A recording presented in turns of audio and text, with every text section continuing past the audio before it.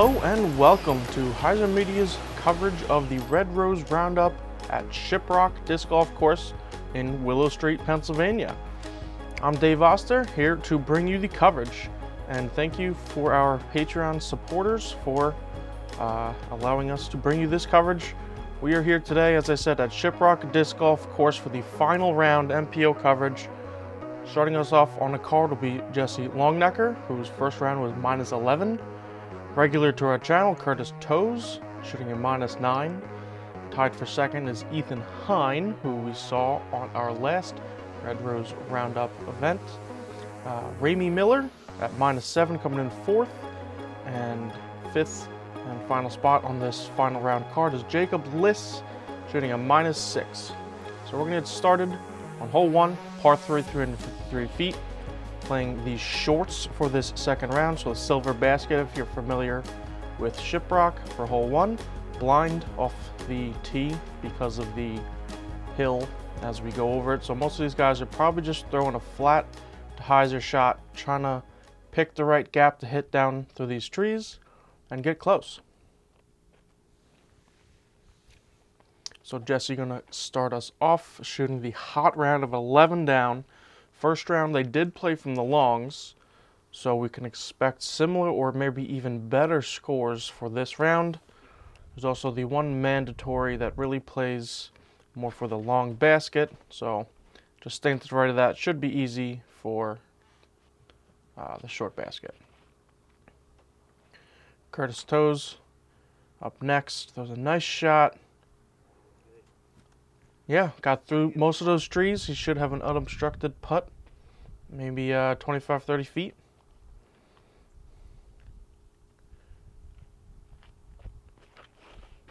Ethan taking it a bit wider. There is a bit of a backdoor gap. They started to stable up, but it needs to get a little bit more stable than that. Got a big skip down the hill, but he should also be fine. Maybe give it a run if he'd like to, but easy 3 from there.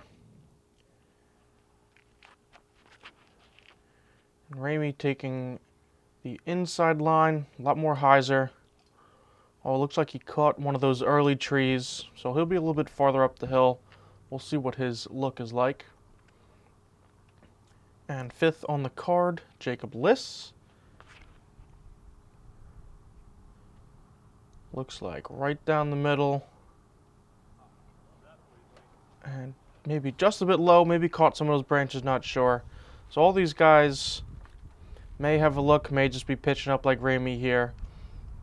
But good start for hole 1. So Jacob looks like he's pretty obstructed. Maybe he has a little bit of a gap to the right. And yeah, just smart play, first hole. Just got to lay it up. And Ethan's out wide, maybe 30 feet, and also makes a smart decision just to lay it up. Curtis probably able to give this one a run. Oh, just a bit wide right.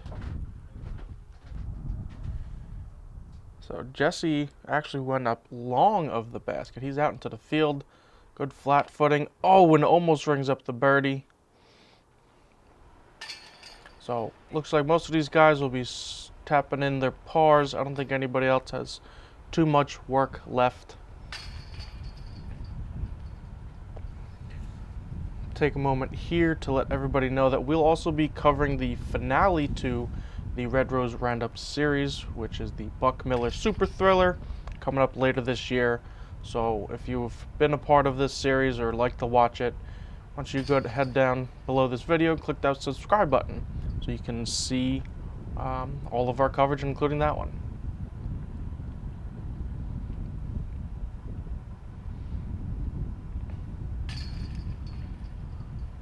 So Ethan taps in, 5 pars to start us off, scores remain the same, and we will move over to hole 2, par 3, 237 feet. Pretty much a mandatory forehand hole through the gap down the hill, out into the open field. Not too far, these guys should not have an issue at all. It's really just getting the distance right. There's also a creek or a river behind the basket if you go maybe 50 long, so just one thing to keep in mind. Jesse looks like he's about 20 or 25 feet. I should be able to give him a bid. And Curtis looks like he threw something a bit too stable. He found the ground a little early, so he'll probably just be pitching up from there.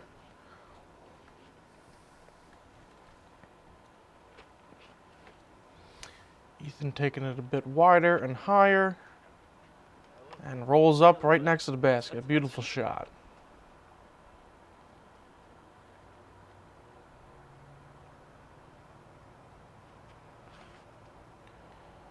Ramie taking it nice and high, less stable, letting the disc do the work.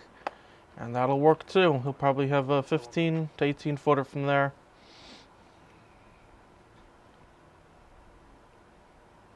Jacob going with a standstill. Doesn't need a run up for the distance, especially since it's downhill. And looks like he too maybe chose a bit too stable of a disc. Finds the ground like Curtis's. So they'll both have a little bit longer bids. Maybe just laying up, although Curtis looks like he's going to run it. Ooh, just a bit low.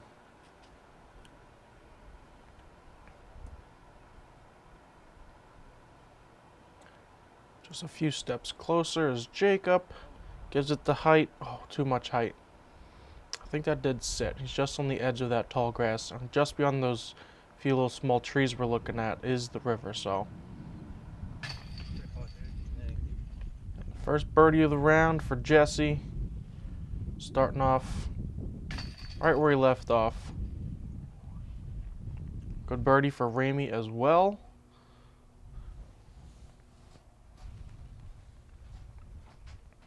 Jacob for his par. Oh,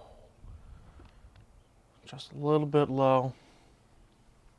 It was pretty calm out this day, but there were a couple breezes that came here and there. I don't know if a bit of a wind knocked his disc down or that might have just been a misrelease, but I'll correct that and move on. Still early.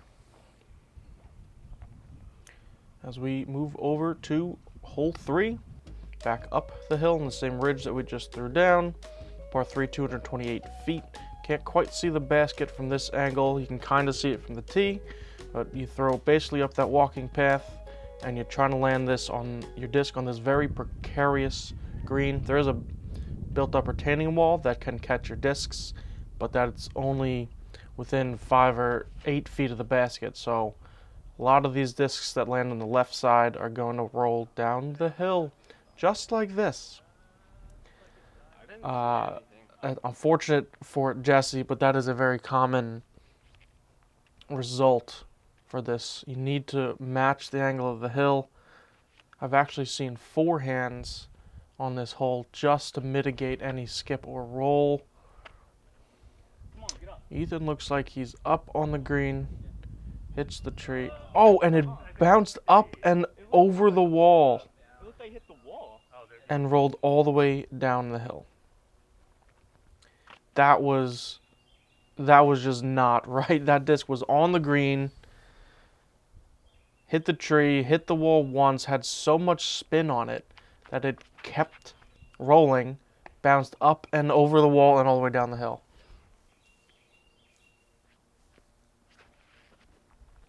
Ramie catches an early tree. Curtis looking, oh, giving the basket a scare. Did he sit up on the hill? Yes, he did. So he'll have a pretty short, albeit downhill and strange footing putt for his birdie. This, oh, catches a tree. That was looking good. Looked like it was going to get up to the green and maybe had a chance to sit. But unfortunately, he's going to be down with Jesse and Ethan. Good upshot by Ramie. And we see Jacob has just a forehand. And it needs to sit, and it does. All right, that was good. And the camera angle here, you can see how far down this hill actually is. These guys are farther below the basket than they are away from the basket, which is not a common shot that these guys are going to be practicing. but I'm sure they've played this course and most likely have been down there. So both of them are up on the green now. Opportunity to save their par.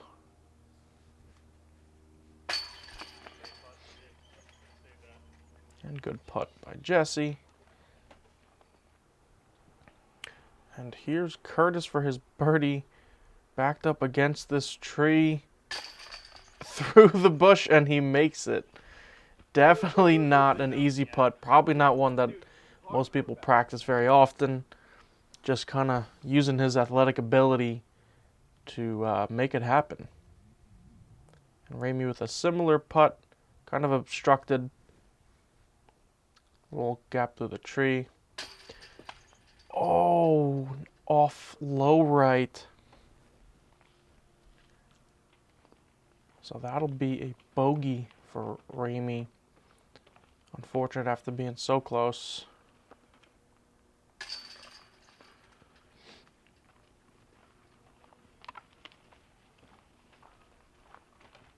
So Ethan and Jacob will tap in the pair. Whoa! And there's a good example of how steep this hill is. Ethan tried to just do a quick tap in, but luckily caught himself. But yeah, this is a very steep hole, and if you haven't seen this course before, it is not the steepest hole on this course. So a little foreshadowing for things to come, but right now we'll move over to hole 4, par 3, 312 feet. Pretty much a straight to Hyzer shot. Out in the open, got to miss a couple of these guardian trees and land on the green without going too far, where it does drop down. There's no OB past the basket, but if you do go too far left, there is. And this is looking a bit high, but right on the line. And Curtis will have maybe a 25-footer left. Jesse trying to probably throw a very similar line, just a little bit lower. But he actually throws it a bit higher, and Hyzer's out, catches those trees. He did fall down into an opening, so he'll have a clean look up to the basket. We'll see if he decides to run it or not.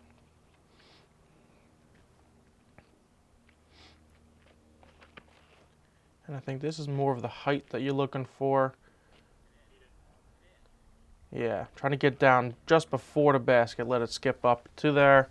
He actually gets quite a bit of ground play, but he'll have probably a 10 or 12 footer left.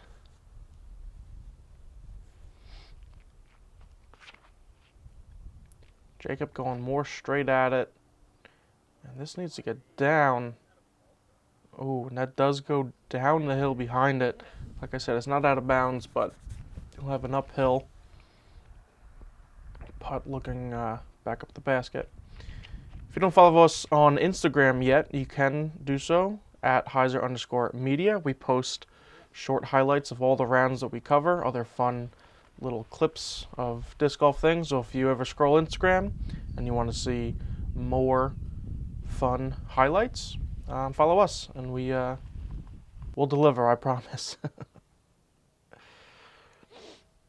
So Jesse just pitches up smartly, and Jacob maybe giving it a half a bid, a little obstructed, but gets through clean up onto the green. Oh, and a great putt by Curtis. He's pumped up about it. 2 in a row for him, taking second place now. And Ramie getting that shot right back.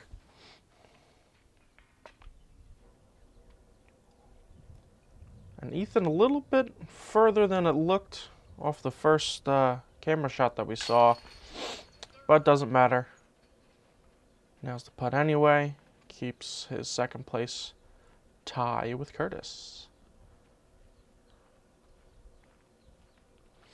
So Jacob cleaning up par. Jesse parked under the basket. Oh, off the band. Unfortunate bogey for Jacob.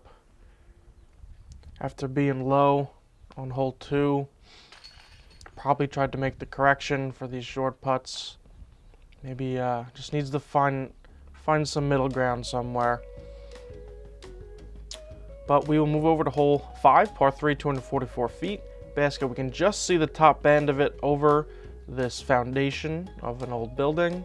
And the basket is on a beautifully placed location on the top of this hill, surrounded by a couple trees. If I was looking at this land and there was no disc golf course here, I would say this would be a great place for a basket. And obviously somebody else already did that and put a course in here. Curtis looks like he tried to ring that one up, catches the trees, falls a little bit down that hill, long. And you'll see the play here is just a wide, high hyzer, trying to spike it in and land on top of that hill because it's actually a very small green to be up on top of that hill. So a lot of these discs, and we see, I believe Ethan landed just a bit too short right, and he'll have a uphill putt to try to get his birdie. And if you go too far left, then you're looking at the downhill comebacker.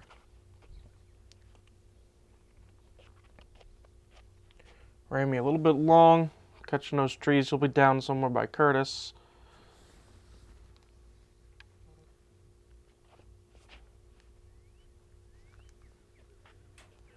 And there's that little bit left side shot. Jesse will be looking back at the basket and the downhill behind, so a little danger there, but probably close enough. You can give it a good bid. And it looked like from all these guys' shots, other than Jesse's, that they were expecting a little bit either more of a right to left wind or less of a left to right wind. Basically expected their disc to hyzer more. Oh, and Jacob not getting the height right, hitting the hill and falling down, but he is he's as close to the best as you can be at the bottom of that hill. So Ethan looking to get a birdie from down low. And maybe a bid, maybe just getting it up there, not sure. Ramie with a similar putt from further around the little hump of an island green we have. Not actually an island green with OB, but plays like an island. And great putt. Low ceiling, uphill, probably 20, 22 feet. And Ramie only within 2 strokes from second place now. Oh, and that's the danger of being left side of the basket. Is if you miss, it's going most likely back down that hill. And then we already saw 2 putts from down that side. It's not an easy make. Curtis a little bit off on that one. Oh, and off the basket for Jacob. And this is Jesse to save his par. Oh, and off the top band. He also had that low ceiling uphill putt. So he drops down to 11th, and we will have a 3-way tie for the lead at the moment.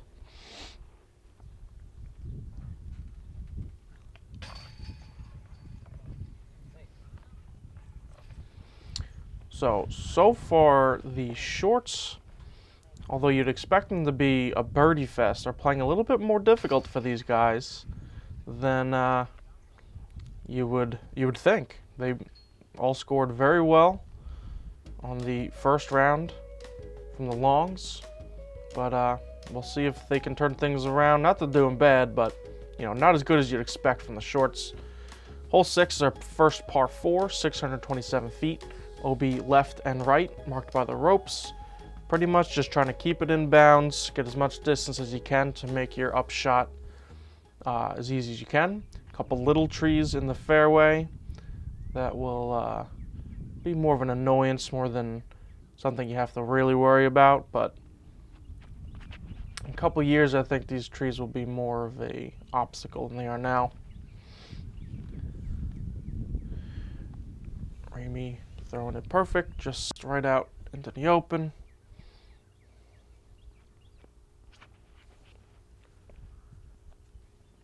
Curtis as well. So this fairway is a bit of a deceiving shape. You can see that it's a large left to right turn, but for right-handed backhands, you're not really trying to throw a turnover because it is so wide. You actually want to throw a hyzer or flat to hyzer to get it around and past the out of bounds on the right side, so you have an easier approach. If you're trying to get huge distance, you could probably throw a big sky turnover, maybe similar to what Jesse's doing here, but this is the danger. You turn it over too much, you go over the out of bounds line, and that's where Jesse landed. So we'll have to see where he actually went out of bounds, and he'll be taking a penalty stroke from there. But that just goes to show why, even though the shape of the fairway is left to right, most of these guys are just throwing a flat to hyzer to make sure that doesn't happen. And Jacob is flirting with that out of bounds line, but winds up inbounds, and he is way up the fairway. So being a couple strokes behind, maybe not quite comfortable on the green for this round. He's trying to make up for it on the tee, and that's how you do it. That was probably 450 plus and slightly uphill, so Jacob has a lot of distance, a lot of power coming from his young arm and himself. Oh, and Ramie turns it over, and he goes out of bounds on his second throw. His disc is right up on the green, but we'll have to see right where he actually went out of bounds. He might be able to have a bid to save his par, depending on how far down he actually went out of bounds. Ethan playing the hole perfectly. Throw it to the middle, throw it to the basket, tap in. A little bit more than tap in, but we'll see. And Curtis a little bit low. He's not going to be on the green putting. He'll have a little tree to get around. And finally up to Jacob's throw. He's probably 120, 150 feet from the basket, able to just throw a forehand chip shot. And that should work. Hopefully after those couple misses, he'll be able to correct it and get his round started with a birdie. And Ramie looked like he went out of bounds quite a ways back. So he had maybe a similar distance to Jacob's forehand for his fourth throw with that out of bounds stroke.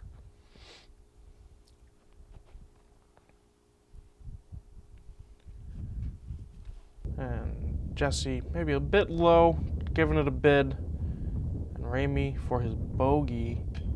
Oh, an off the top band and an unnecessary roll. Kind of just adding to the frustration of this hole. It seems like a fairly simple hole when you first look at it. It's wide open. Sure, there's out of bounds on both sides. But it obviously has gotten a couple of these players, so. And Ethan with a good putt for his birdie. I believe that's 2 or 3 in a row for him. So he has the lead at the moment. And with Jesse and Curtis not in position to get their birdies on this hole, he will be moving on to the next hole with the lead.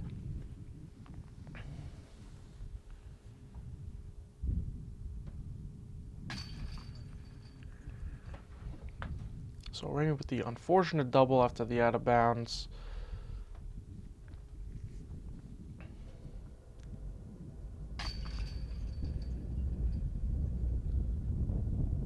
And just a single for Jesse. Curtis tapping in his par. And we will move over to hole 7. Another par 4 going back down parallel to the hole we just played. 500 feet, pretty much throwing a hyzer through these trees, getting as much distance as you can. It is downhill, so these players may be trying to reach this basket from the short tee position. The trick is just to throw the right height and get the hyzer happening at the right time. It's basically a gap 350 feet down the fairway that these guys are trying to hit. And there's one wide one and a couple little bit tighter ones. And Ethan nails it. So he threw a little bit more of a low line drive. Didn't have the height to get all the way there. But I think this may be a more common play. Oh, and that flipped a little bit. So Jacob took it wide right. There is a little bit out of bounds to worry about. It's all along the right side and curls a little bit left. So if you go perfectly straight off the tee, you have to worry about it. It looked like Jacob might have had to worry about it for a second, but he's well in bounds now. And Curtis looked like he was going for gold. A lot of height, a lot of hyzer. Catches those trees and falls down. Jesse as well, a little bit wider, but that probably had the height to get, maybe circle two's edge, but catches those trees. Let's see how Ramie rebounds after the double on the last hole. Looks a little bit too straight. That actually might have been a good tree. It looked like it was going to go pretty far straight, not towards the basket. Curtis asking for it to sit, and it pretty much does. He should have a pretty short putt for his birdie.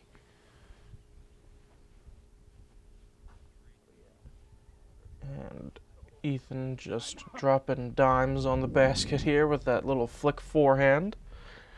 Ramie trying to match. Takes it a bit wide, needs to swing back, skip and roll a little bit. Not quite. The grass was cut, but it's very lush and thick at this time of year. Early spring, obviously. Didn't quite let that disc get as much ground play as it might in the middle of the summer.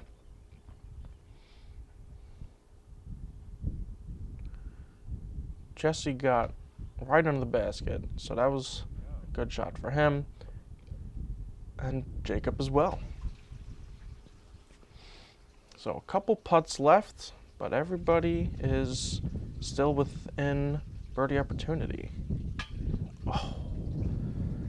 Just high off the band for Ramie again. He's going to have to make a bit of an adjustment himself.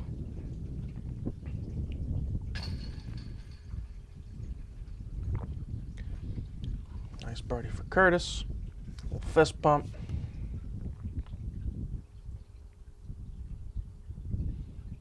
Jacob just a step or two inside of Curtis's putt.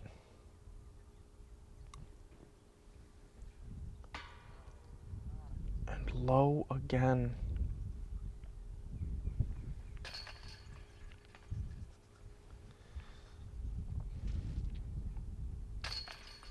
Ooh, and that one almost pops out for Jesse off the pole.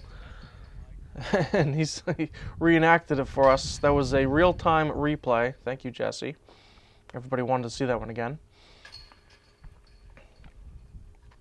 And Ethan taps in his birdie as well, so he remains in the lead. And it's still pretty tight up there. We have the easiest hole on the course, hole 8, par 3, 263 feet downhill. This is pretty much of an ace run as you're going to get. Some trees behind to even block you from going long. And pretty much anybody who plays disc golf could get here in 1 or 2 shots. So these guys are certainly going to be going for it, if not just getting as close as they can. And perfect.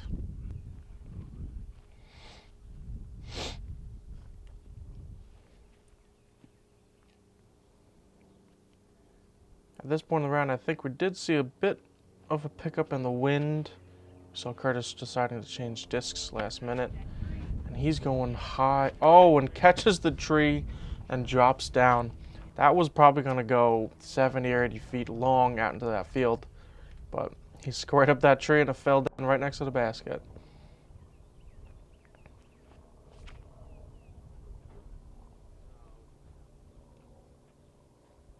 Ooh, just short. Very nice.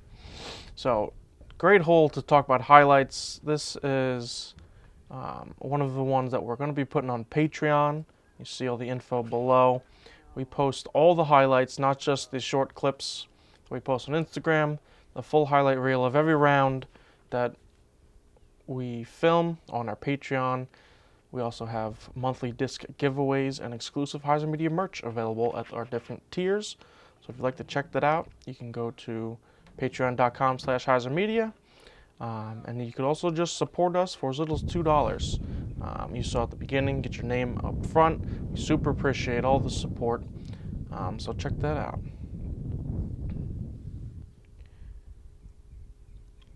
So Jacob a little bit long, catches the tree but falls down. He should be able to get his par.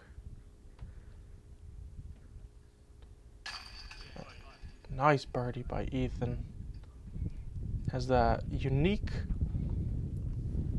way he holds the disc right before he putts vertically. Looks like he's lining it up, like using the disc as a sight to align his body. But it's unique, but it works, so I'm not knocking it at all. I think it's great. And Jesse, a little bit obstructed by that tree, getting down on the knee, reaching out, and makes the birdie. Keeping pace with Ethan, he's 2 strokes back. And perfect window for Ramie. Great putt. Curtis, after kicking off that tree, is the closest. A little bit of work, but he also nails the birdie. We can see him checking out. That was the CTP from the previous round. We actually witnessed this. Unfortunately, the cameras weren't rolling yet. Someone landed on top of the basket here. Oh. Jacob's putting woes continue. But the rest of the card, getting the birdie. As we move on to the final hole for this front 9, par 3, 265 feet. Pretty much right out in the open, tree line on the left. If you hyzer out too early, catch up. Low hanging branches, so you'll probably want to either keep it low or go real wide, but not too wide, so you catch the right side trees. But only 265 feet, so these guys should be having no issues getting the distance there. And this looks good. Hitting the base of the pole and sitting right there. Other than making it in, you can't really ask for much more than that.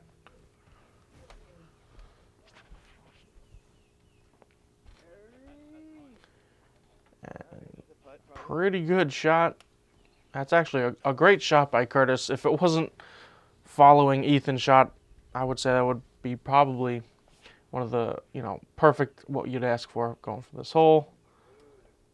And Jesse looked like it was going to hyzer out, but that flipped just enough and actually went a little bit long, but he'll have maybe a 15 or 18 foot putt for his birdie. And Ramie a little low, a little right. Got caught up by that hillside. I did kind of cut roll back away from those trees, so he'll have a long bit at it.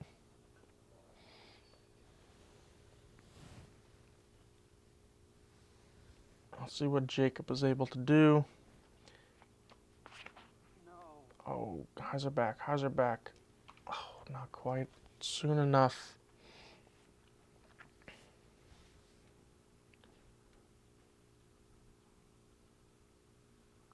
So Ramie from almost 100 feet.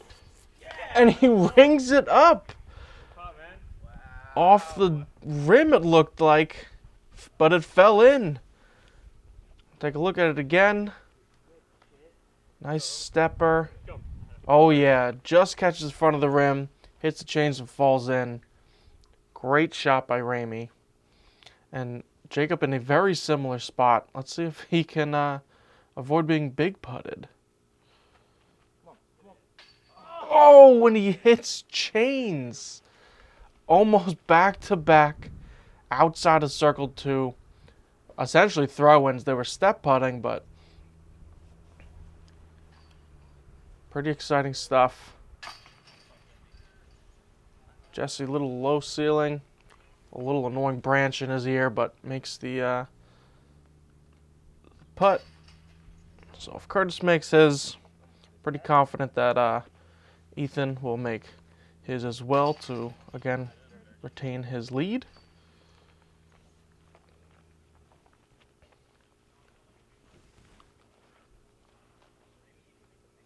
So 4 birdies.